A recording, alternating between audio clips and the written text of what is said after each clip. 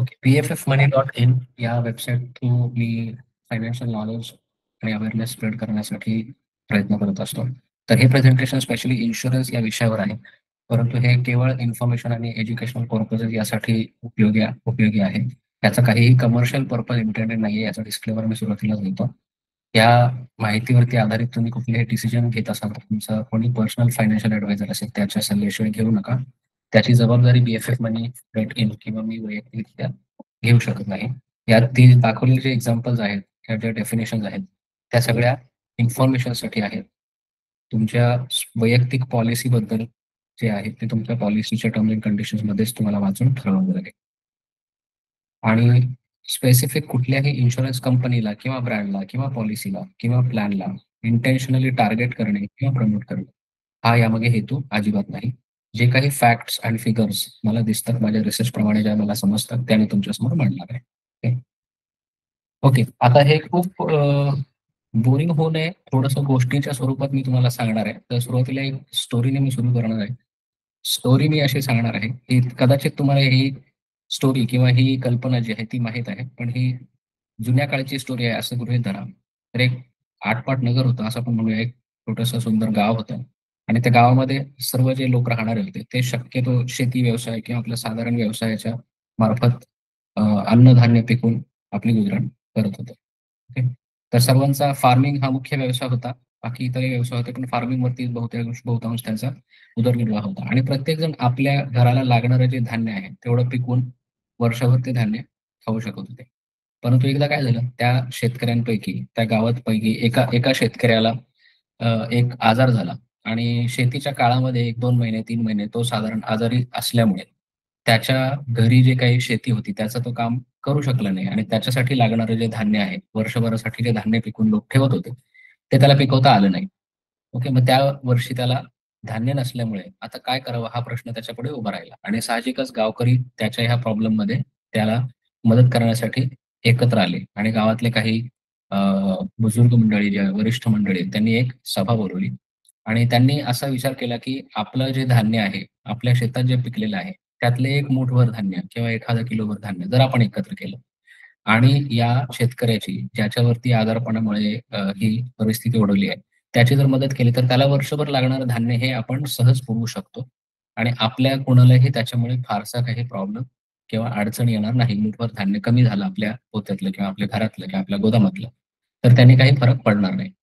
आणि अशा प्रकारे काय झालं, त्या शेतकऱ्याची जी अडचण होती ती दूर झाली. त्या वर्षीपुरतं त्याला धान्य पुन्हा एकदा जे लागणार होतं ते मिळालं. आता ही जी स्टोरी आहे, या स्टोरीमध्ये वेगळं असं काही नाही. हे आपल्या आसपास घडताना आपण पाहिलेलं आहे. आपल्या गावामध्ये एखाद्या कुटुंबावरती एखादी अडचण ओढवते किंवा एखाद्याचा मृत्यू सुद्धा होतो. त्या सिच्युएशनमध्ये बरेचसे लोक, ओळखीचे, अनोळखी लोक एकत्र गोळा होऊन काही पैसे गोळा करून एखादी पैशाची थैली आपण त्यांना देतो. ओके. हे तुमच्या आसपास घडलेलं असेल, तुम्ही स्वतः सुद्धा केलेलं असेल.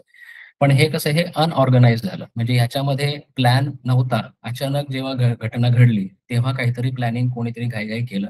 त्याच्यात 100 लोकांना आपण अप्रोच केलं, त्यातल्या 90 लोकांनी मदत केली, 10 लोकांनी नाही केली. असं होऊन जातं. कोणी केली, कोणी नाही केली याचा सुद्धा हिशोब काही ठेवला जात नाही. आता हे अनऑर्गनाइज्ड जेव्हा होतं, त्यावेळी कोणाकोणाच्या केसमध्ये होतं आणि कोणाच्या केसमध्ये नाही होत. उदाहरणार्थ एखाद्याच्या खूप ओळखी असतील, तर त्याला जास्त मदत येऊ शकते आणि एखाद्याच्या ओळखी कमी असतील, तर त्याला मदत कमी येऊ शकते. त्याच्यामुळे हा अनऑर्गनाइज्ड जो प्रकार आहे, त्याला आपण हेल्प असं म्हणू शकतो. ओके. अनऑर्गनाइज्डली ही माणसं एकत्र आलेली आहेत आणि त्यांनी काहीतरी मदत केली त्याला आपण हेल्प म्हणतो. आणि ही हेल्प जी आहे ती तात्पुरती आलेली रिस्क कव्हर करण्यासाठी आहे. आणि ती रिस्क जर आपण अगोदरपासून तयार होऊन कव्हर केली, ऑर्गनाइज्ड पद्धतीने केली, एखादी त्याच्यासाठी स्पेशल कमिटी असेल किंवा एखादी कंपनी असेल, ती येऊन हे जर कार्य करायला लागली, तर त्याला आपण ऑर्गनाइज्ड पद्धतीने केलेलं काम म्हणतो आणि त्यालाच आपण इन्शुरन्स म्हणतो. ओके. आता हे सांगण्याची गरज काय आहे? हे सगळ्यांना माहीत नाहीये का? हे माहिती आहे. परंतु इन्शुरन्स ज्या प्रकारे विकला जातोय किंवा ज्या प्रकारे आज वापरला जातोय, ॲडव्हायझर्सच्या थ्रू त्याचं मार्केटिंग केलं जातंय. त्याच्यामध्ये हे बेसिक पर्पज कुठेतरी हरवलं आहे, असं मला वाटतं. म्हणून मी हे पुन्हा एकदा अधोरेखित केलं किंवा अंडरलाईन केलं. ओके. तर ही गोष्ट तुम्हाला आवडली असेल. आता ह्याच्यात डिटेल काय पुढे, की ह्या ऑर्गनाइज्ड पद्धतीमध्ये एक जो कस्टमर आहे, त्याला आपण पॉलिसीच्या डॉक्युमेंटमध्ये जेव्हा बघतो, तर त्याला इन्शुअर्ड असं नाव असतं, की त्याच्या डेफिनेशन जी हा इन्शुअर्ड पर्सन आहे किंवा त्याने ही इन्शुरन्स पॉलिसी घेतलेली आहे. आणि ह्याच्यात ती पॉलिसी देण्यासाठी तो काही पैसे देणार आहे, त्याला आपण प्रीमियम असं म्हणतो. आता हा प्रीमियम गोळा करून एक इन्शुरर किंवा एक इन्शुरन्स कंपनी हा पैसा एकत्र ठेवते, जेणेकरून कुठल्याही एका माणसावरती जेव्हा रिस्क येईल, त्यावेळी हा पैसा वापरता येईल आणि त्याच्या बदल्यात ती आपल्याला काय देते, तर पॉलिसीचे डॉक्युमेंट देते आणि पॉलिसीचे डॉक्युमेंट दिल्यावरती ती एक प्रॉमिस होते आणि त्या दोघांच्यामध्ये हे शेक हँड होतं किंवा प्रॉमिस होतं, की तू प्रीमियम देण्याचं प्रॉमिस दिलेलं आहेस आणि तुझ्यावरती जर रिस्क आली, तर तुझी रिस्क कव्हर करण्याचं प्रॉमिस मी देतो. आता हे इन्शुरन्स हा एकाच प्रकारचा असतो का? तर नाही, अनेक प्रकारचे इन्शुरन्स असतात. या पॉइंटवर मी थोडासा थांबेन, की इन्शुरन्स या विषयावरती नॉलेज देण्याची माझी जी कॅपॅसिटी आहे, त्या संदर्भात पण मी सांगतो, की इन्शुरन्सबद्दल अ, जी परीक्षा असते भारतामध्ये, जी भारतीय विमा संस्थान किंवा इन्शुरन्स इन्स्टिट्यूट ऑफ इंडिया किंवा त्याला insurance regulatory development authority IRDA सुद्धा म्हणतात. त्यांची एक परीक्षा असते, जी परीक्षा पास झाल्याशिवाय तुम्ही इन्शुरन्स ॲडवायझर होऊ शकत नाही. तर हे माझं त्या परीक्षेचं सर्टिफिकेट आहे. पर्सेंटेज 84% आहे. परंतु पासिंग पर्सेंटेज त्याचं 35%च आहे. सांगण्याचा हेतू आहे, की तुमच्याकडे इन्शुरन्स ॲडवायझर म्हणून जो कोणी आला असेल व्यक्ती, त्याने जर तुम्हाला एखादी इन्शुरन्स पॉलिसी दिली असेल, तर त्याने या परीक्षेमध्ये 80% सुद्धा मिळवले असतील किंवा 35% मिळवले असतील. पण जर त्याने 35% मिळवून इन्शुरन्स ॲडवायझरी घेतली असेल, तर तुमच्या 10 पैकी 3 प्रश्नांची उत्तरं तो योग्य देऊ शकतो आणि 6 प्रश्नांची उत्तरं तो चुकीची देऊ शकतो किंवा 6 प्रश्नांमध्ये तुम्हाला तो मिसलीड करू शकतो किंवा चुकीच्या दिशेने पाठवू शकतो. ही शक्यता आहे, ही लक्षात घ्या. आता इन्शुरन्स ॲडवायझर आपल्याकडे आला, आपण त्याचा विचारत नाही, की त्याला मार्क किती पडले. परंतु आपल्याला ॲटलीस्ट हे माहीत पाहिजे, की या प्रकारचं कॅपॅबिलिटी लागते. हे माझं NISMचं सर्टिफिकेशन आहे, जे ट्रेडिंगच्या संदर्भातली जी एक अवघड परीक्षा असते डेरिव्हेटिव्हज म्हणून, national institute of security market, त्याचं हे माझं सर्टिफिकेट आहे. हे फक्त हे दाखवण्यासाठी, की काही ऑथॉरिटीने मी या विषयावरती बोलत आहे. आता इन्शुरन्सचे प्रकार आपण सोपे-सोपे जे आहेत ते समजून घेऊ आणि त्याच्यानंतर आपण लाईफ इन्शुरन्सकडे किंवा चाइल्ड इन्शुरन्सकडे बोलूया.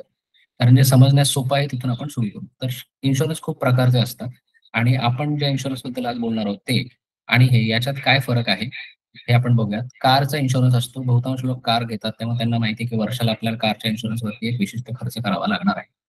ओव्हरसीज ट्रॅव्हल करताना किंवा नॉर्मल ट्रॅव्हल करताना सुद्धा इन्शुरन्स दिला जातो, की त्या ट्रॅव्हलच्या दरम्यान जर तुमचा काही लॉस झाला, काही हरवलं, काही बॅगेज हरवलं, काही पैसे चोरीला गेले, त्यासाठी सुद्धा इन्शुरन्स घेतला जातो.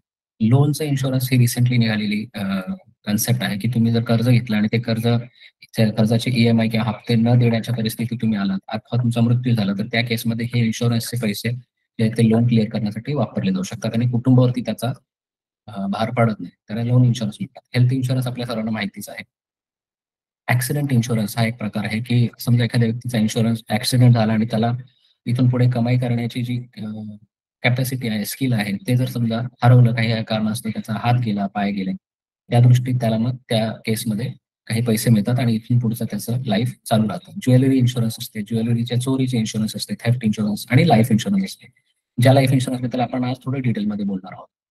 तर याच्यात समजण्यासारखा डिफरन्स काय लाईफ इन्शुरन्समध्ये आणि बाकीच्या इन्शुरन्समध्ये, की ह्या वरच्या सर्व इन्शुरन्समध्ये हे पैसे वायाला जाऊ शकतात हे आपल्याला मान्य असतं. Car insurance is wasted if no accident happens to the car. माझ्या सर्व स्लाइड्स इंग्रजीत आहेत, पण मी मराठीत एक्सप्लेन करणार आहे. पण एखादा जर कन्सेप्ट किंवा एखादी टर्म कळाली नाही, तर प्लीज आपण थांबून मला विचारा. तर कार इन्शुरन्सचे पैसे वायाला जातात जर त्या वर्षामध्ये कारला ॲक्सिडेंट नाही झाला. ट्रॅव्हलमध्ये आपण गेलो आणि ट्रॅव्हलमध्ये आपली जर बॅग हरवली नाही किंवा पैसे चोरीला गेले नाही, तर तो ट्रॅव्हल इन्शुरन्स जो असतो, तो खूप थोडा असतो. इव्हन तुम्ही IRCTCचं तिकीट काढायला जर रेल्वेच्या वेबसाईटवर गेलात, तर तिथे सुद्धा ₹1 किंवा ₹2 इन्शुरन्सचे ॲड केले जातात.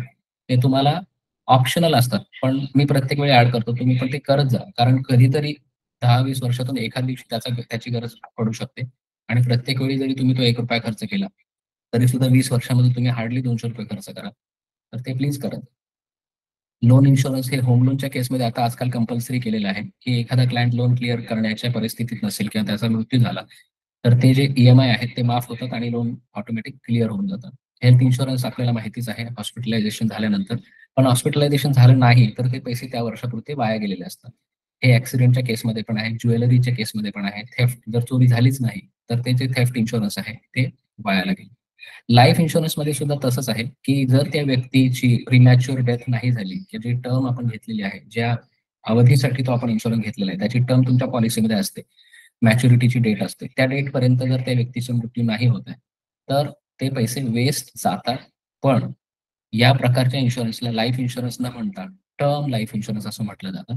कारण टर्म व्यतिरिक्त आणखीन एक लाईफ इन्शुरन्सचा प्रकार जो जास्त प्रचलित आहे, तो याच्यामुळे जन्माला आलेला आहे. त्याला आपण मनी बॅक लाईफ इन्शुरन्स पॉलिसी किंवा काही केसेसमध्ये एंडॉवमेंट पॉलिसी असं सुद्धा म्हणतात.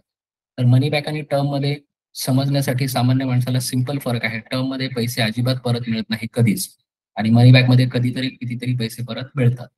ओके. तर हा महत्त्वाचा फरक लक्षात घ्या आणि आपण टर्म इन्शुरन्स घेतलेली आहे की मनी बॅक इन्शुरन्स घेतलेली आहे, हे आपल्याला शोधून काढायचं आहे आणि त्या पॉलिसीच्या शेड्यूलमध्ये जर दिलं असेल की तुम्हाला अमुक-अमुक तारखेला अमुक-अमुक पैसे परत मिळणार आहेत, तर ती टर्म इन्शुरन्स नाहीये, ती मनी बॅक इन्शुरन्स आहे. ओके.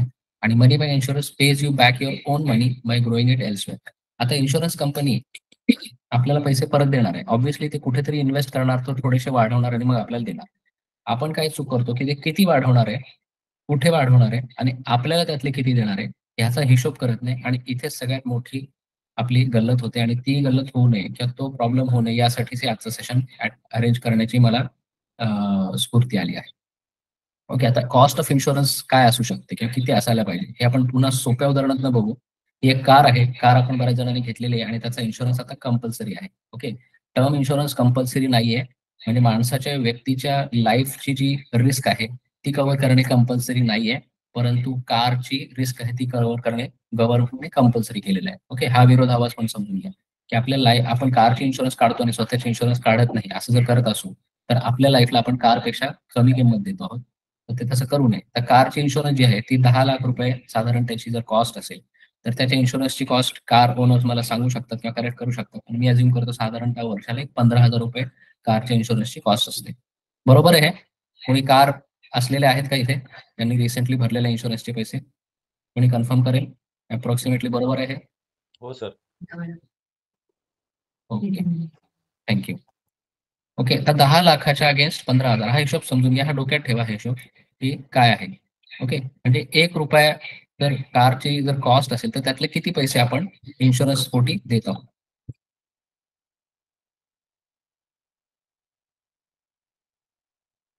ओके. आपण साधारणतः 1.5% किंवा ₹1 मागे 1.5 पैसे किंवा ₹100 मागे ₹1 ते ₹1.5 कॉस्ट आपण बेअर करत आहोत. आणि जर समजा 10,00,000च्या कारला कोणी ₹1,00,000 किंवा ₹2,00,000 इन्शुरन्स मागितला, तर आपण देऊ का?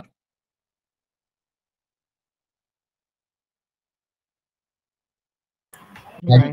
काय वाटेल? नाही देणार. आपण काहीतरी प्रश्न करू ना, की बाबा हे ₹10,00,000 मी ऑलरेडी कारसाठी खर्च केलेला आहे आणि इन्शुरन्स म्हणजे त्या कारची रिस्क कव्हर करण्यासाठी 1,00,000 2,00,000 मी का देईल? हा प्रश्न जर आपण विचारला असता, तर हाच आपण लाईफ इन्शुरन्सच्या बाबतीत विचारत नाही. कसं ते पुढे एक्झाम्पलमध्ये येईलच. ओके. आता ह्युमन लाईफला ह्याच्याशी कंपेअर केलं, तर ह्युमन लाईफची व्हॅल्यू काय आहे? कारची व्हॅल्यू आपण 10,00,000 आहे म्हटलं. ह्युमन लाईफ व्हॅल्यू कशी कळते? जेव्हा इन्शुरन्स कंपनी आपल्याला इन्शुरन्स विकते, ती ह्युमन लाईफ व्हॅल्यू त्यांच्याकडे असायला पाहिजे. कारची व्हॅल्यू ते काढतात. सुरुवातीच्या पहिल्या वर्षी 10,00,000 असते. दुसऱ्या वर्षी त्याची कमी करतात. ते डेप्रिसिएशनमुळे 5,00,000 करतात. त्याच्या पुढच्या वर्षी 3,00,000 करतात. असं ते त्याची कारची जी आय-डी-व्ही असते, व्हॅल्यू असते, ती दरवर्षी कॅल्क्युलेट केली जाते आणि त्याप्रमाणे इन्शुरन्सची रक्कम ठरते. तशी ह्युमन लाईफ व्हॅल्यू कशी ठरते? तर ह्युमन लाईफची एक सोपी मेथड आहे त्यांची, की रमेश आणि सुरेश हे 2 व्यक्ती आहेत. आपण अझ्युम करू. एकाची सॅलरी 7,00,000 प्रति वर्ष आहे, एकाची सॅलरी 3.5 लाख प्रति वर्ष आहे. तर आणि एफ-डीचा इंटरेस्ट रेट मार्केटमध्ये जो चाललेला आहे, तो 6% किंवा 7% असेल. तर आपण 7% गृहीत धरू. तर ते कसं करतात 7% जर एफ-डीचा रेट आहे आणि 7,00,000 जरी या व्यक्तीचा पगार आहे, तर 7,00,000 इंटरेस्ट मिळण्यासाठी किती पैसे बँकेत ठेवावे लागतील? कोणी सांगू शकेल का? ₹7,00,000 वर्षाला व्याज मिळेल याच्यासाठी बँकेत किती पैसे ठेवायला लागतील?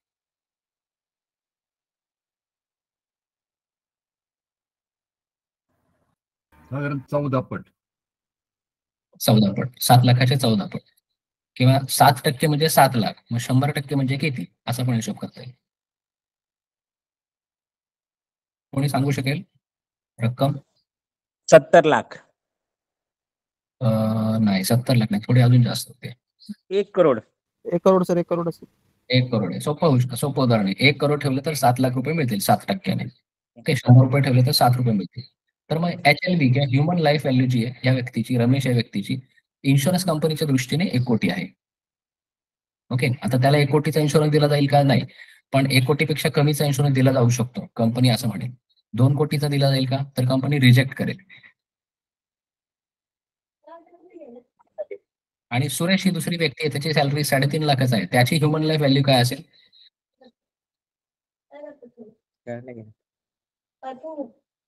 बाहेर गेलास. 50 लाख. 50 लाख.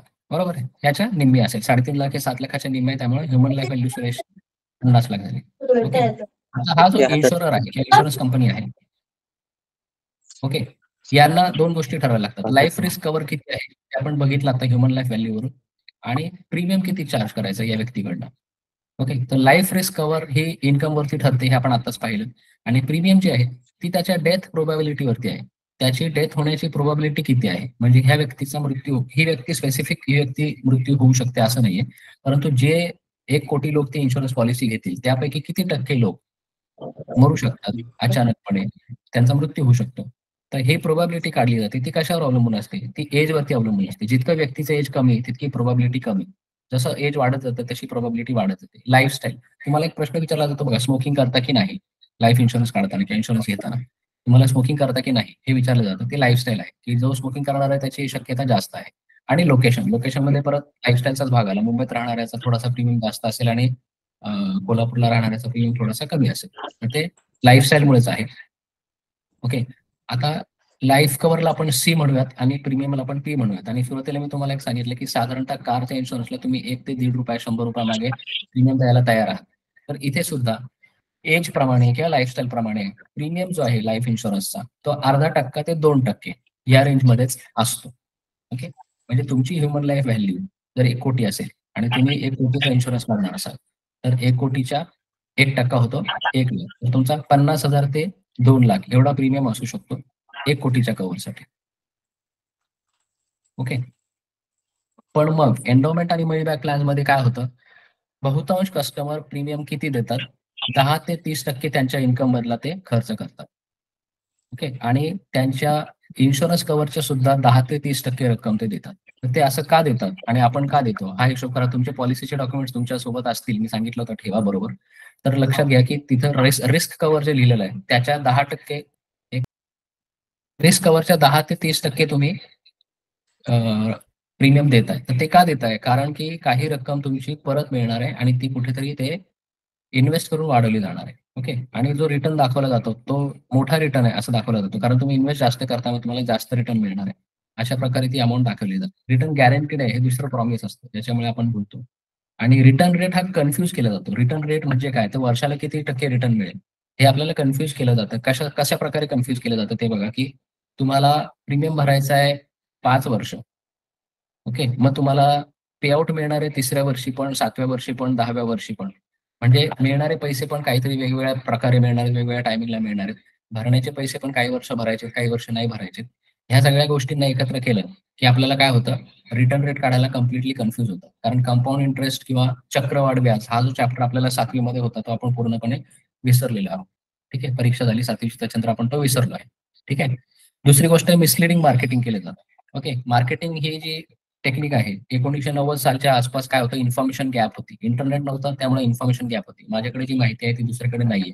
तर ती माहितीचा वापर करून, आता माहितीतल्या गॅपचा वापर करून मी एखादी गोष्टची विक्री सहज करू शकत होतो. आता इन्फॉर्मेशन गॅप राहिलेला नाहीये, कारण प्रत्येकाकडे इंटरनेट आहे. Googleवर गेले की प्रत्येकाला प्रत्येक इन्फॉर्मेशन मिळते.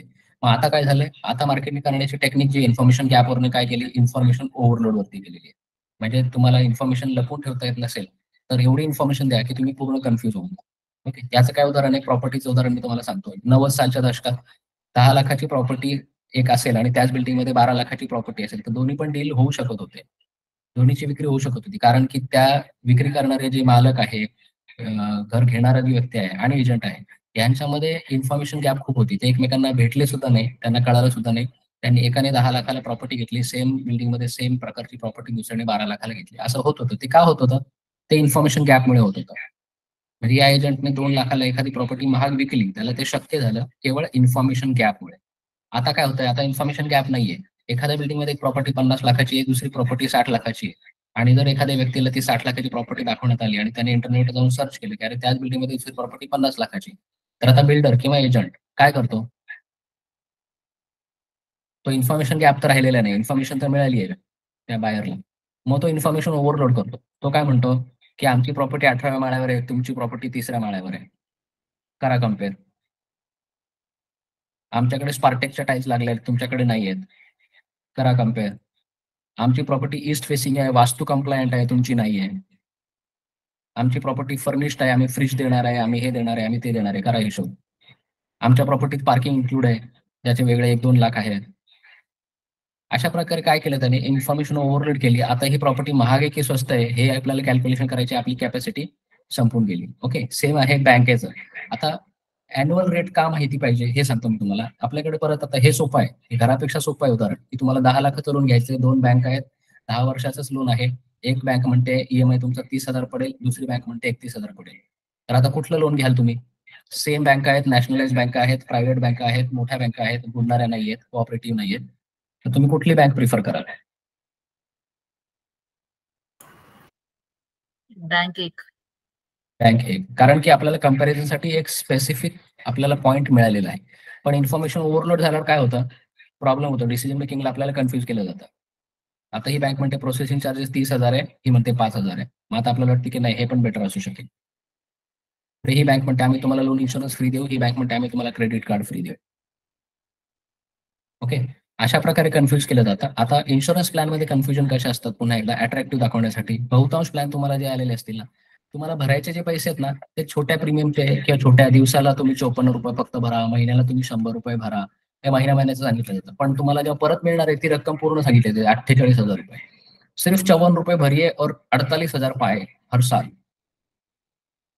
ओके, हे खूप मिसलिडिंग मार्केटिंग आहे. भरतानाचे पैसे तुम्ही वेगळ्या फ्रिक्वेन्सीचे सांगताय, मिळतानाचे पैसे तुम्ही वेगळ्या फ्रिक्वेन्सीचे सांगताय. हा दुसरा एक प्लॅन आहे एका प्रायव्हेट कंपनीचा, HDFC life click to achieve. हा चाइल्ड इन्शुरन्स प्लॅन आहे. ठीक है, चाइल्ड इंश्योरेंस बद्दल मी वेगळं बोलणारच आहे. तर ह्याच्यात सुद्धा मिसलिडिंग आहे. इनकम टर्म में कभी भी पूरे भरे हुए पैसे का 150% लेने की सुविधा और इनकम भी आती रहेगी. ओके, ह्या प्लॅनचा मी डिटेल स्टडी केला. तुम्हाला ह्या प्लॅनचा जे स्ट्रक्चर आहे तुम्हाला मी ते दाखवणार आहे. तर ते तसं अजिबात नाहीये जे त्यांनी लिहिलेलं आहे. ओके, आणि इथे कंपाऊंड इंटरेस्ट ही कन्सेप्ट परत एकदा मी इंट्रोड्यूस करेल. कंपाऊंड इंटरेस्ट किंवा चक्रवाढ व्याज हे आपल्याला कळत नसल्यामुळे ही कंपनी आपल्याला अशा प्रकारचे प्लॅन, लॉस मेकिंग प्लॅन विकू शकते. Compound interest is the 8th wonder of the world. हे 8वं आश्चर्य जगातलं. ज्याला ते कळतं तो त्याच्यावरनं कमावतो, ज्याला ते नाही कळत तो त्याची भरपाई करतो किंवा ते पैसे तो भरतो. हे कोणी म्हटलेलं आहे तर सर्वश्रेष्ठ शास्त्रज्ञ अल्बर्ट आइन्स्टाईन यांनी म्हटलेलं आहे. ठीक आहे, तर कंपाऊंड इंटरेस्ट हा आपल्याला समजून घेतला पाहिजे. यासाठी पुन्हा एकदा मी एका स्टोरीकडे येईल. ही स्टोरी काही जणांनी ऐकली असेल, काही जणांना आज पहिल्यांदा ऐकायला मिळेल. तर मला एक राजा होता आणि तो चेस खेळण्यामध्ये किंवा बुद्धिबळ खेळण्यामध्ये खूप एक्सपर्ट होता. आणि त्याने त्याच्या राज्यातल्या सर्वांना चॅलेंज देऊन बघितलं होतं की माझ्याबरोबर चेस खेळा आणि जिंकून दाखवा. तर त्याच्याबरोबर खेळण्यासाठी त्याच्या राज्यातले, इतर राज्यातले सुद्धा लोक येत होते आणि कोणीही त्याला हरवू शकलेलं नव्हतं. त्यामुळे त्याने अशी दवंडी पिटवली होती की कोणी जर माझ्याशी चेस खेळून मला हरवून दाखवलं, बुद्धिबळ खेळून मला हरवून दाखवलं, तर मी त्याला जे वाटेल ते बक्षीस द्यायला तयार आहे. जे मनाला येईल ते मागा आणि ते बक्षीस मी द्यायला तयार आहे. तर अशाच वेळी एक पंडित त्या गावामध्ये आला होता आणि त्याने बुद्धिबळासाठी राजाला चॅलेंज केलं.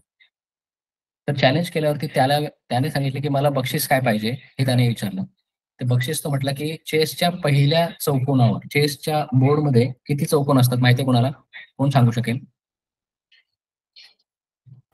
64. 64. 64 चौकोन असतात, 8x8. त्याने असं सांगितलं की पहिल्या चौकोनामध्ये मला 1 ग्रेन किंवा 1 दाणा हवाय गव्हाचा. दुसऱ्या चौकोनात मला त्याच्या दुप्पट दाणे हवेत. तिसऱ्या चौकोनात मला त्याच्याही दुप्पट हवेत. चौथ्या ह्याच्यात मला त्याच्या दुप्पट हवेत. असं करत करत 64 रकाने जेव्हा तुम्ही भरून द्याल, तर तेवढंच माझं बक्षीस मला पाहिजे. आणि हे ऐकून राजा खूप त्याला हसू आलं की एवढीशी काय बाबा तू माझ्याकडे मागतोस? ठीक आहे, चल काही हरकत नाही, आपण चेस खेळूया. आणि तो चेस खेळला आणि त्या पंडितांनी त्याला हरवलं. आणि त्या हरवलं तर राजाने सांगितलं की ठीक आहे, चला मला एक खूप हुशार माणूस भेटला, याने मला हरवलेलं आहे. आणि त्याने त्याच्या जे मंत्री आहेत त्यांना ऑर्डर दिली की याला तुम्ही धान्याच्या कोठारात घेऊन जा आणि हा जो चेस बोर्ड प्रमाणे म्हणतोय 64 वेळा दुप्पट कर त्याला ते धान्य द्या. आणि काही वेळाने तो जो मंत्री आहे तो धावत राजाकडे आला आणि म्हटला की राजा महाराज, की त्याने मागितलेली जी ही बक्षीस आहे ते आपल्या गावात असलेल्या सर्व गोदामातलं धान्य जरी एकत्र करून त्याच्याकडे दिलं तरी सुद्धा त्याची मागणी आपण पूर्ण करू शकत नाही. ओके, ही गोष्ट कोणी ऐकली होती? हो सर, माहिती आहे. हे कशासाठी आहे की कंपाऊंडचं महत्व समजून घेण्यासाठी आहे की हे इथून इथपर्यंत जाईपर्यंत आपले 1000 दाणे होतात. ओके, इथे 2000 दाणे होतात आणि इथे 2000 दाण्याचे इथपर्यंत जाईपर्यंत 2000 दाण्याच्या 1000 पट होतं. इथे 4000 दाणे होतात तिसऱ्या रांगेमध्ये आणि ती रांग संपेपर्यंत 4000 दाण्याच्या 1000 पट होतं. म्हणजे काही पोती धान्य होतं ते तिसऱ्या रांगेपर्यंत जाईपर्यंतच. त्याच्यामुळे 64 पर्यंत पोहोचण्यामध्ये त्या गावातील सगळ्या गोदामातलं धान्य जरी ओतलं तरी सुद्धा ती मागणी पूर्ण होऊ शकत नाही. आणि ही पॉवर आपल्याला वापरली पाहिजे. इन्फ्लेशनमध्ये आपण वर्षाचा दर असतो, तो पण बघताना आपण मिस्टेक करतो, की पेट्रोल ₹100 जर आहे आणि 7% महागाई आहे असं गव्हर्नमेंट म्हणतंय, तर 5 वर्षांनी किती बाबा पेट्रोल असेल? 7 ₹35 वाढेल.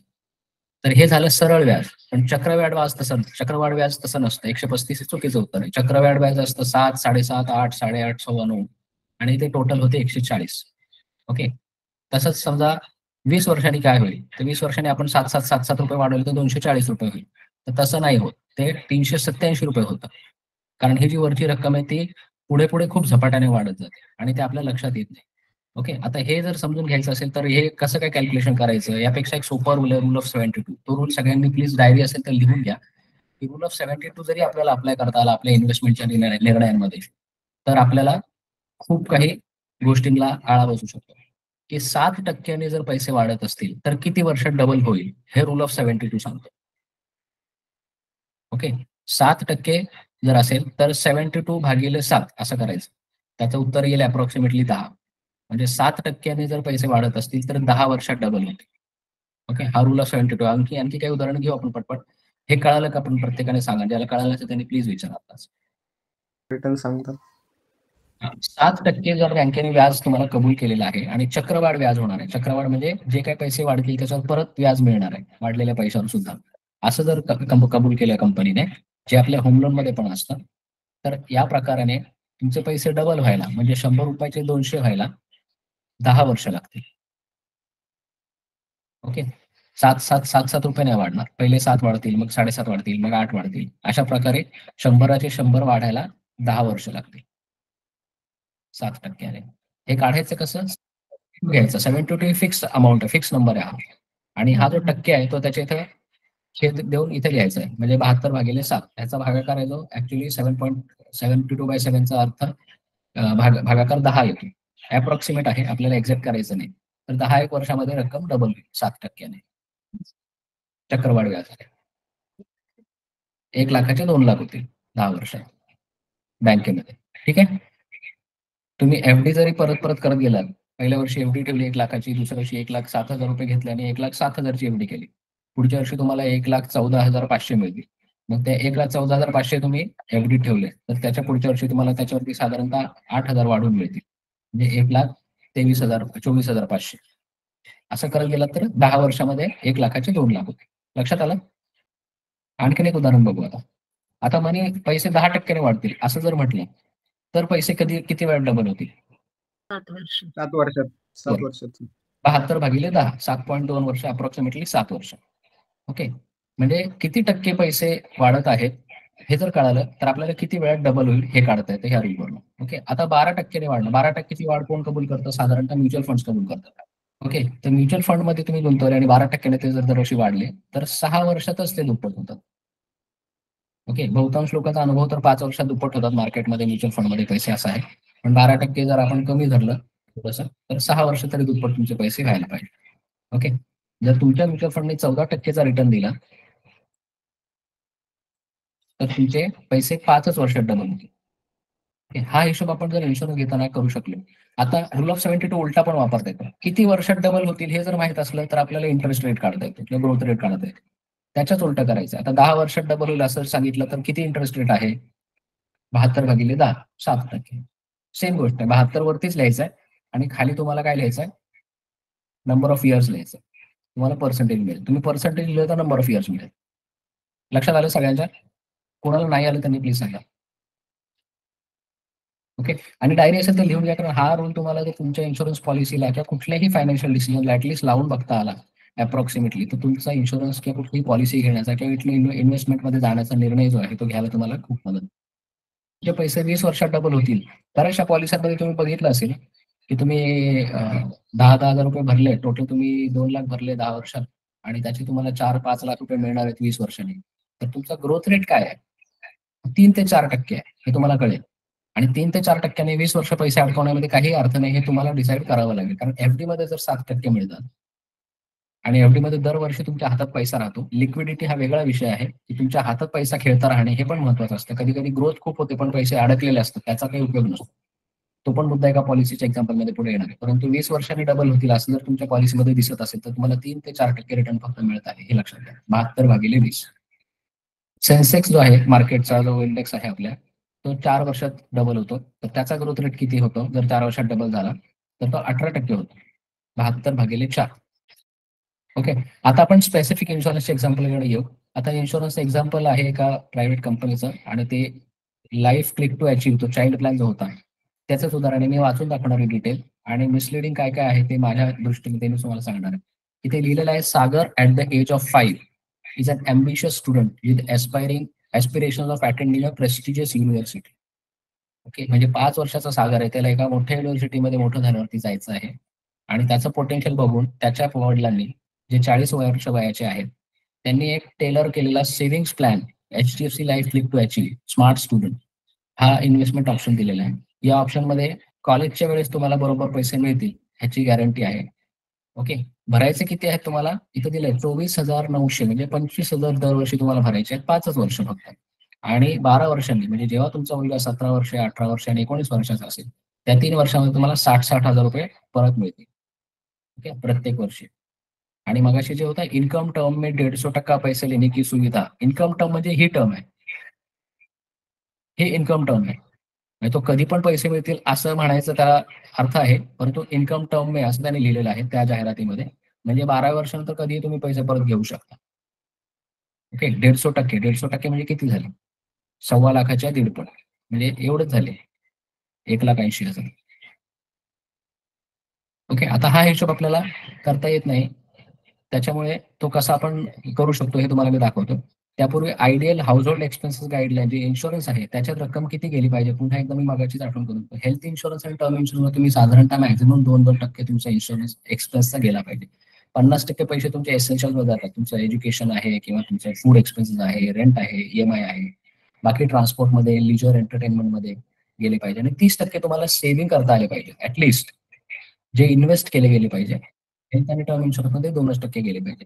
होतंय काय की ह्या तिन्ही गोष्टी जे आहेत ह्या तिन्ही गोष्टी लोक सेव्हिंग वगैरे सगळं इन्शुरन्स प्लॅनमध्ये टाकतात आणि मग इन्शुरन्स प्लॅनमध्ये टाकल्यामुळे हा जो पार्ट आहे तो 3% 4% वाढत राहतो आणि 10-10, 20-20 वर्ष आपली ग्रोथ होत नाही. आपल्याला लक्षात येते की आपली ग्रोथ का होत नाहीये, तर हे पैसे इथं कमी रेटने अडकल्यामुळे होतं. ज्या 20 वर्षामध्ये ते पैसे 12-12, 13-13% वाढून खूप मोठी आपली कॉर्पस तयार होऊ शकते, त्या काळामध्ये ते पैसे इन्शुरन्समध्ये 3% वाढून 10-20 वर्षाच्या शेवटी आपल्या हातात आपल्या काहीच लागत नाही, आपल्या लक्षात येतं.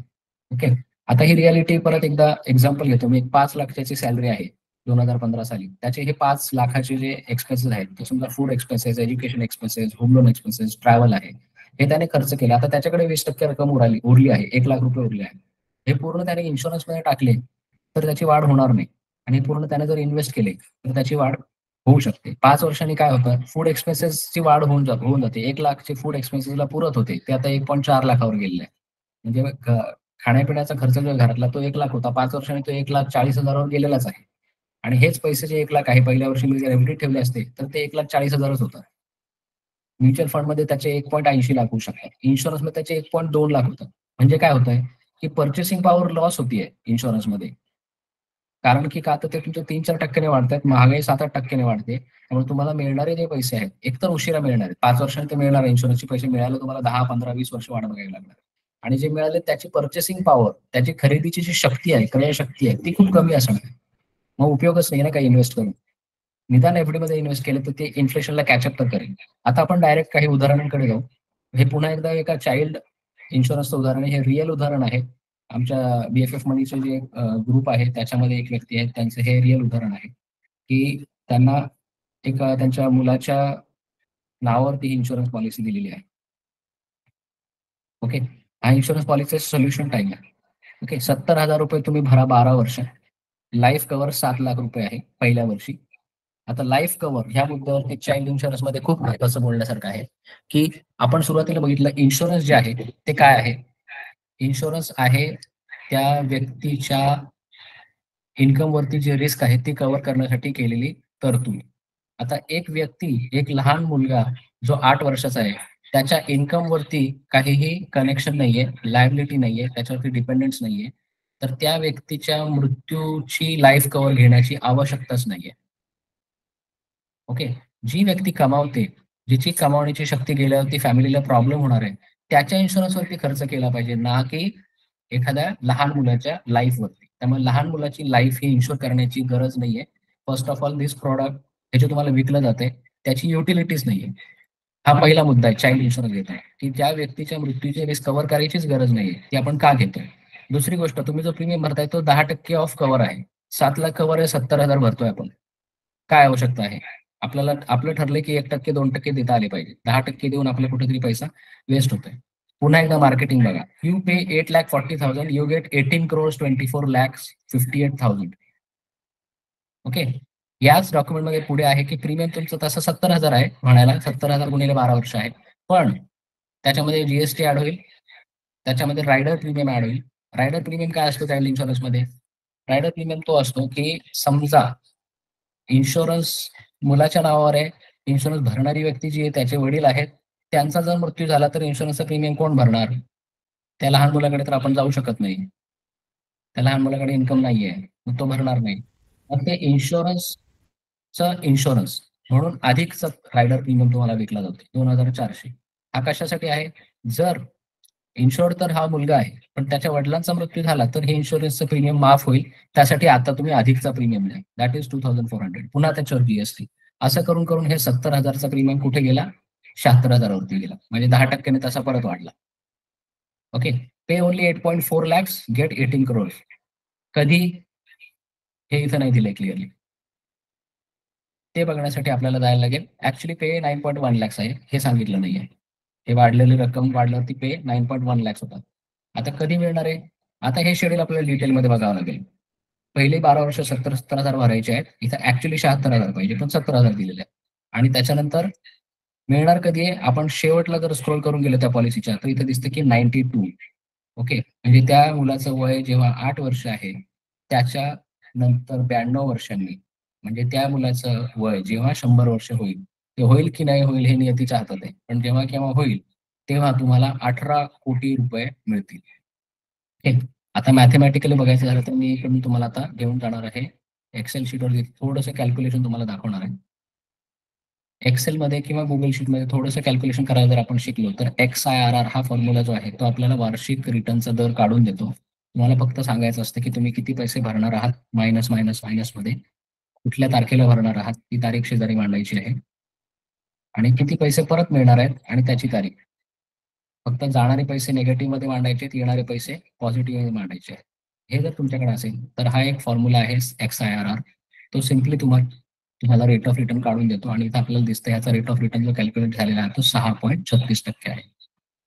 हे मला इथं मांडायचे. पहिली गोष्ट, चाइल्ड त्याची लाईफ रिस्क कव्हर करायची गरज नाहीये, त्याच्या मृत्यूवरती काही प्लॅन करायची गरज नाहीये.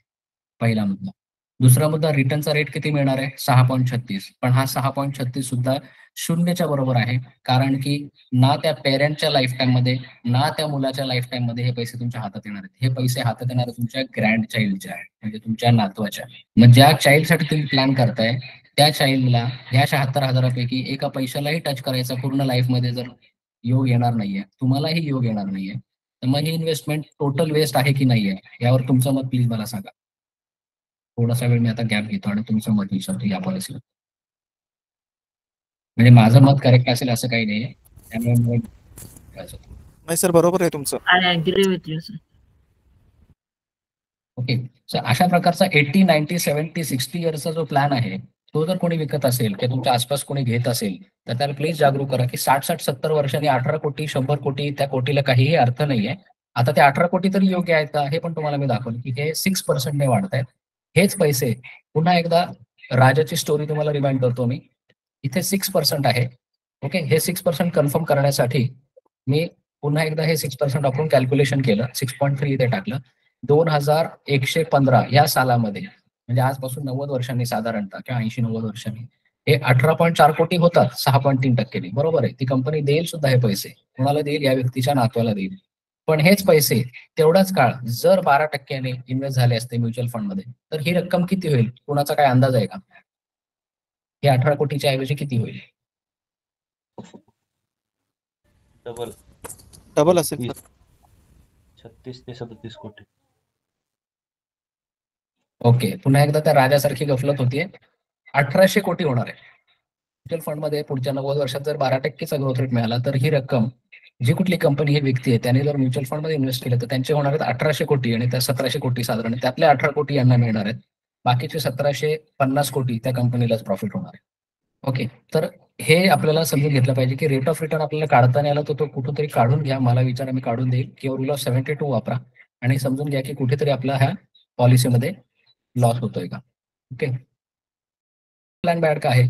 एक तर 92 वर्ष आहे, maturity at death of some इन्शोर्ड आहे 2115 साली. मॅच्युरिटी अमाऊंट 18 कोटीच आहे जी कमी आहे. रेट ऑफ रिटर्न 6.3 आहे. लॉक इन फॉर लाईफ हा सगळ्यात वाईट पॉईंट आहे. सरेंडर कधीही पॉलिसी करता येणार नाही. जर सरेंडर केली, बंद केली तर तुम्हाला 10 ते 50% लॉस होईल आणि उरलेलीच रक्कम तुम्हाला निम्मीच रक्कम परत मिळेल.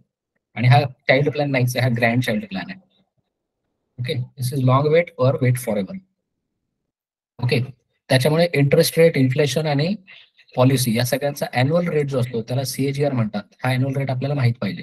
आता काही वेळेस आपल्याला अॅन्युअल रेट नाही सहज काढते, पण पॉलिसीचं स्ट्रक्चर बघून आपण काही गोष्टी तर सोप्या सोप्या करू शकतो. आता उदाहरणार्थ ही पॉलिसी मी परत तुम्हाला दाखवतो. 25,000 रुपये 5 वर्ष भरा आणि 60,000 रुपये 3 वर्षांमध्ये मिळतील. आता ह्याचं आपल्याला ऍव्हरेज काढता येतं की हे 5 वर्ष मी भरलेले आहेत 2.25 लाख रुपये. हे वेगवेगळ्या टाइमला न भरता जर एकाच वेळी भरले असते तर हे मधल्या वर्षी भरले असते. ओके, त्याच्यामुळे पॉलिसीची टर्म आपण सोपी करूयात. 1 ते 11. ओके, रक्कम आपण सेम ठेवणार 1,25,000 आणि मिळणार आपल्याला 1,80,000. ओके, आता हे कमी आहेत की जास्त आहेत ह्याचा हिशोब करणं आता सोपं झालेलं आहे. कारण FD मध्ये 11 वर्षामध्ये 2.25 लाखाचे साधारणतः 3 लाख होते. ओके, 7% काय होतं? 10 वर्ष डबल होतात. आपण मगाशी बघितलं रूल ऑफ 72. 7% 10 वर्ष डबल होतात. 11 वर्षात थोडे डबलच्या वरती जातील, म्हणजे 2.5 लाखाच्या थोडं वरती जातील. आपण 3 लाख धरूया. आणि म्युच्युअल फंडमध्ये साधारणतः 4-5 वर्षाला डबल होतात, म्हणजे 10 वर्षाला तुमचे 4 पट होतील आणि 11 वर्षी 4 पटच्या थोडंसं वरती जातील. किंवा जर 12% ग्रोथ मिळाली तर तुमचे 4 पटचे थोडंसं कमी होतील, म्हणजे 4.5 लाख रुपये होतील. आता कम्पेअर करून आपल्याला सहज सांगता येईल की हा प्लॅन वाईट प्लॅन आहे रिटर्नच्या दृष्टीने. ओके, रिस्क कव्हर पण आता इन्शुरन्स एजंट्स असे म्हणतात की रिस्क कव्हर पण आहे, तुम्ही तो गृहीत धरला नाही. परंतु या पॉलिसीमध्ये चाइल्ड आहे, चाइल्डचा रिस्क कव्हर पेरेंट्सच्या गरजेचा नाहीये.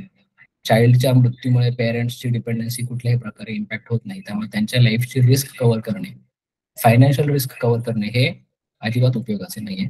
त्यामुळे तो पॉईंट आपण खोडून काढला पाहिजे. सेम प्रकारे ही दुसरी पॉलिसी आहे चाइल्ड प्लॅनची. त्याच्यामध्ये 50,000 रुपये तुम्हाला 12 वर्ष भरायचे आणि तुम्हाला दरवर्षी 6,900 मिळणार आहे. परत 5-5 वर्षाला एक्स्ट्रा 6,000 रुपये मिळणार आहे. हे बघा, इथे पुन्हा कन्फ्युज करण्यासाठी दिलंय की दरवर्षी 7,000 घ्या, 5-5 वर्षांनी पण 7,000 घ्या. म्हणजे रिटर्न रेट किंवा वार्षिक परताव्याचा दर शोधून काढणे तुम्हाला जितकं कॉम्प्लिकेटेड करता येईल तितकं आम्ही केलेलं आहे. सरेंडर बेनिफिट, सरेंडर केलं तर काहीच परत मिळणार नाही सुरुवातीच्या काही वर्षात तरी, आणि नंतर सुद्धा कमीच मिळेल. आणि पॉलिसी संपते कधी? 48 वर्षांनी. म्हणजे तुमच्या मुलाचं वय 50 क्रॉस होऊन जाईल त्यावेळेस आम्ही तुम्हाला 6 लाख रुपये परत देऊ. जे तुम्ही ओरिजिनल भरलेले पैसे आहेत ते तुम्हाला आम्ही 6 लाख सुद्धा परत देऊ. ओके, आता ह्याचं कॅल्क्युलेशन कसं की ओरिजिनल भरलेले पैसे पण परत मिळतात, मग हा तर चांगला असेल प्लॅन. तर तिथे सुद्धा रेट ऑफ रिटर्न 4.4% येतो आहे. कारण हे 6 लाख जे मिळत आहेत ते 48 वर्षांनी मिळत आहेत. तीच रक्कम जर मी 12%च्या SIP मध्ये टाकली तर 7 कोटी होते. आणि हा जो पेआउट आहे 6,900 वगैरे वगैरे वगैरे, हा पण जर मी त्यातनं घेतला, त्याला SWP म्हणतात. म्युच्युअल फंड मधनं तुम्ही रेग्युलरली पैसे जर बाहेर काढले त्याला SWP म्हणतात. जर SWP पण केली तरी पॉलिसी संपताना ह्या पॉलिसी 6 लाख रुपये दिल्यावर 0 पैसे शिल्लक असतील. पण ह्या म्युच्युअल फंड मध्ये पॉलिसी संपल्यावर सेम पेआउट घेतल्यावर 6 लाख रुपये सुद्धा घेतल्यावरती 3.5 कोटी रुपये शिल्लक असते. ओके, 4% आणि 12%च्या रिटर्न मध्ये एवढा मोठा फरक पडू शकतो. Okay, so with this I conclude की तुमच्या पॉलिसीचा हिशोब व्यवस्थित करा. जो कुठला पॉलिसी इन्शुरन्स ऍडवायझर तुमच्या समोर आलेला आहे त्याच्याकडनं जी माहिती ती घ्या आणि त्याचे कॅल्क्युलेशन रूल ऑफ 72 वापरा. ग्रोथ रेट काढता आला, XIRR काढता आला तर काढा. आणि त्याचा चाइल्ड इन्शुरन्सचा तर डेफिनेटली फायदा नाहीये. तुमच्या नावावरती जर इन्शुरन्स असेल तर ती टर्म इन्शुरन्स काढा. त्याचा खर्च तुमच्या डोक्यावरती 1 ते 1.5% रिस्क कव्हरच्या 1 ते 1.5% पडला पाहिजे. तुम्ही 50 लाखाची पॉलिसी काढत असाल तर 15,000 रुपये वर्षाला खर्च आला पाहिजे. 25 लाखाची काढत असाल तर तुम्हाला एक 10-15,000 रुपये खर्च आला पाहिजे. बाकी सर्व पैसा तुमचा हाय ग्रोथ मध्ये म्हणजे म्युच्युअल फंड्स मध्ये इन्व्हेस्ट झाला पाहिजे. डायरेक्टली स्टॉक मार्केटमध्ये करत असाल तरी सुद्धा चालेल, पण चांगल्या स्टॉक मध्ये करा. आणि स्टॉक मार्केट बद्दल काही कळत नाहीये अशी जर परिस्थिती असेल तर सुरुवातीला म्युच्युअल फंड हा सगळ्यात बेस्ट पर्याय आहे. तुमचे पैसे किमान 12% तुमचे 10, 20, 50 वर्ष वाढतील. भारत सुपर पॉवर होण्याच्या मार्गावर आहे, हे सिद्ध झालेलंच आहे. सगळ्या गोष्टी जर व्यवस्थित चालल्या इथून पुढे 50-1 वर्षामध्ये तर भारत सुपर पॉवर होईल. फॉरेन इन्व्हेस्टर इकडे खूप इन्व्हेस्टमेंट करत आहे. ऍपल या कंपनीचा मॅन्युफॅक्चरिंगचा 12% शेअर भारताकडे ऑलरेडी आलेला आहे चायनामधनं.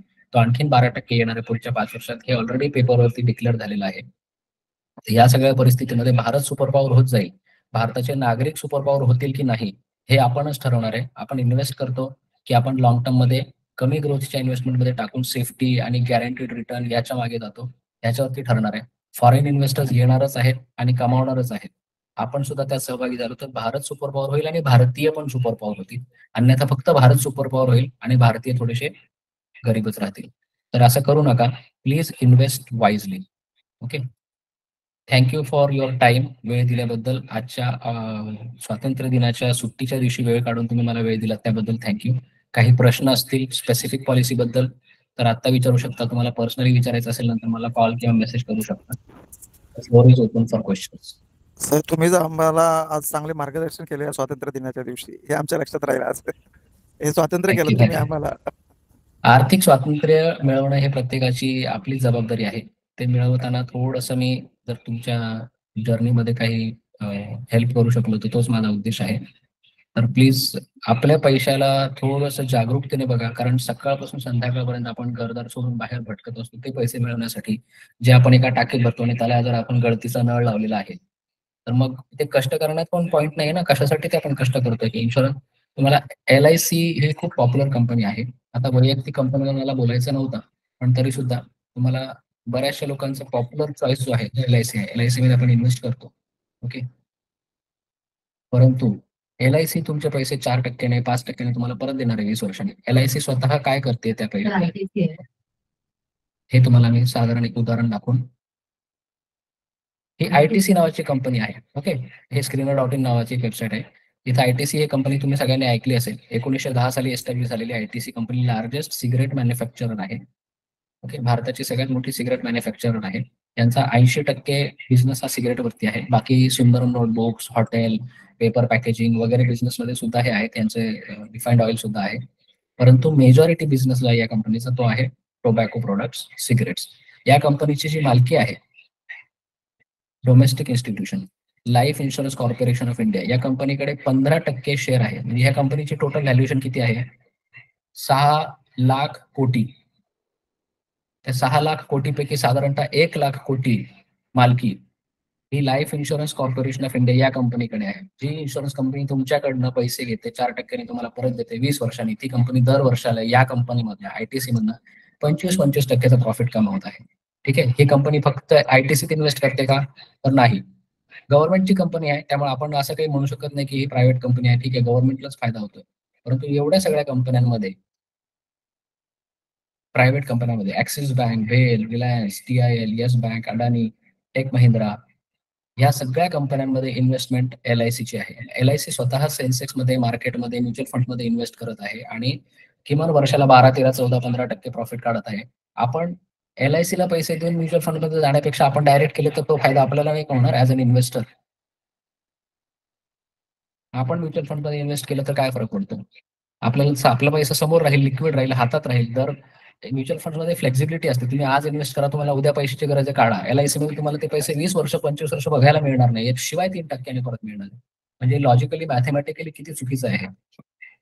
वेळ दिल्याबद्दल धन्यवाद. स्वातंत्र्य दिनाच्या पुन्हा एकदा सगळ्यांना शुभेच्छा. Thank you sir. खूप चांगलं इन्फॉर्मेशन भेटलं. हे फक्त आधी व्हायला हवं होतं, लेट झालं. जब जागो तब सवेरा. मला माहिती आहे, मला ऍक्च्युअली 2-3 जण असे भेटले की त्यांनी या पॉलिसी काढल्या आहेत, काही काढणार आहेत. मला ते खूप त्यांना फायनान्शियल अवेअरनेस फार महत्वाचा. हो, असं वाटलं आपण फायनान्शियल स्वातंत्र्याबरोबर अवेअरनेस पहिलं ते महत्वाचं आहे.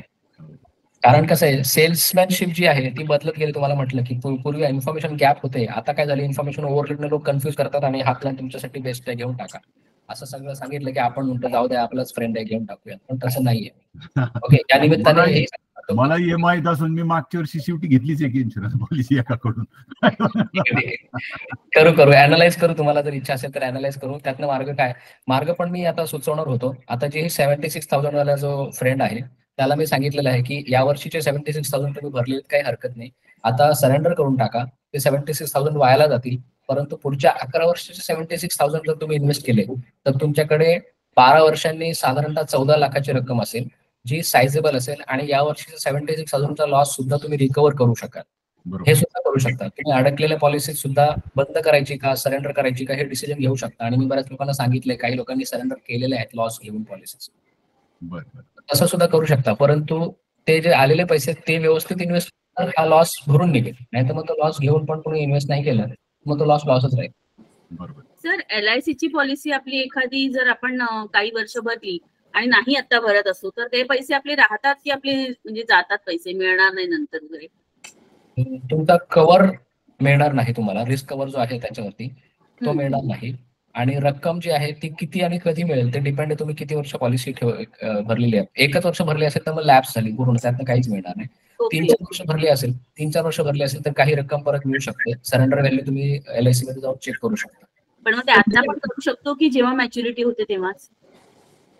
आता सरेंडर केली तर काय रक्कम हातात मिळेल ती ऑब्व्हियसली कमी असेल. म्हणजे आता तुम्हाला जसं म्हटलं की मॅच्युरिटी पर्यंत थांबला तर तुम्हाला 3 ते 4% रिटर्न आहे.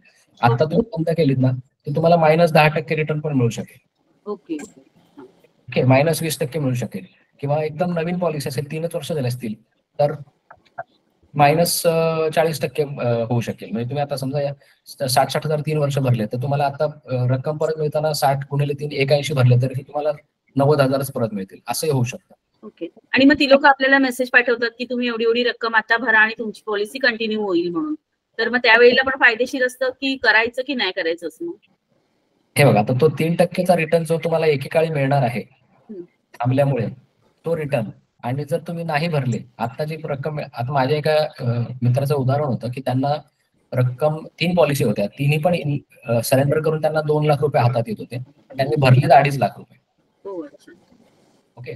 पण काही पॉलिसीचं नाही भरले, असं करून मग त्यांना रक्कम हातात 2 लाख येत होती. ती 2 लाख त्यांनी घेतली आणि ती म्युच्युअल फंड मध्ये इन्व्हेस्ट करायचा प्लॅन केला. कारण पुढे जो आहे त्या पॉलिसी कंटिन्यू करायला 10 वर्ष लागणार आहेत. त्या 10 वर्षामध्ये या 2 लाखातून जी काही ग्रोथ होणार आहे प्लस त्यांचा जो प्रीमियम आता ते इकडे वळवतील, त्यातनं जी काही ग्रोथ होणार आहे ती ग्रोथ मॅच्युरिटीला मिळणाऱ्या अमाऊंटच्या पेक्षा जास्त असेल तर तसं करावं ना. समजा तुमची पॉलिसी, तुम्ही समजा आता उदाहरणार्थ तुम्ही 10,000 भरले 3 वेळा आणि परत पुढचे 3 वर्ष नाही भरले, ठीक आहे. आता पॉलिसीची टोटल टर्म समजा 15 वर्ष होती, त्यातली तुम्ही 3 वर्ष भरले, 3 वर्ष नाही भरले, 9 वर्ष शिल्लक आहे, बरोबर. आता पुढच्या 9 वर्षामध्ये पॉलिसी चालू करून भरल्यानंतर तुम्हाला मॅच्युरिटी समजा धरून चाला की 2 लाख रुपये मिळणार 15 आजपासून 9 वर्षांनी. आणि पॉलिसी बंद केली, तुम्हाला एक रक्कम जी हातात येते ती पण कमी येते, पण इथून पुढचे प्रीमियम तुम्ही म्युच्युअल फंड मध्ये टाकणार आहात, प्लस की हातात आलेली रक्कम ती पण म्युच्युअल फंड मध्ये टाकणार आहात. असं जर केलं तर साधारणतः म्युच्युअल फंड 12-13% जर वाढले तर 9 वर्षांनी ही रक्कम तुमची 2 लाख होणार आहे की 2.5 लाख होणार आहे की 3 लाख होणार आहे हे बघू शकता. तर 2 लाखापेक्षा अधिक होणार असेल तर मग सगळा कार्यक्रम बंद करा. पण ते बंद केलं तुमचा रिस्क कव्हर बंद होतो, याच्याकडे लक्ष द्या. जे लोक कमावते आहेत, ज्यांनी लाईफ इन्शुरन्स रिस्क कव्हर साठी घेतलेलं आहे, त्यांनी वेगळा टर्म इन्शुरन्स काढून मग ही स्टेप उचलावी.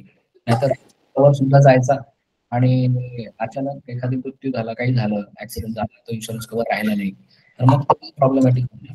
त्यामुळे इन्शुरन्सचं काम इन्शुरन्सने करावं, इन्व्हेस्टमेंटचं काम इन्व्हेस्टमेंटने करावं. त्या दोघांची खिचडी केली की ते मार्केटिंग वाल्यांचा हे होऊन जातो, संधी होऊन जाते आणि आपल्यासारखी माणसं अडकतात.